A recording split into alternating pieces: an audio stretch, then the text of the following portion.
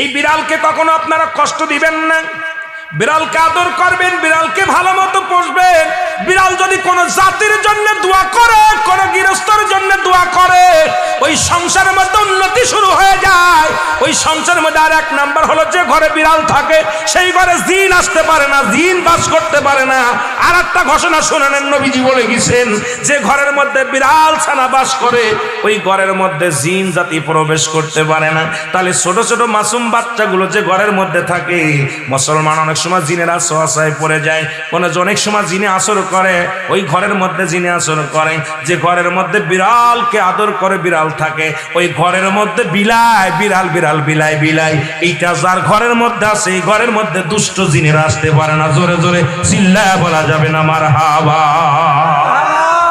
একবার নবী সুলাইমান আলাইহিস সালাম শুনতে পাইলেন পাশের বাড়িতে একটা কুকুরকে কষ্ট দিয়ে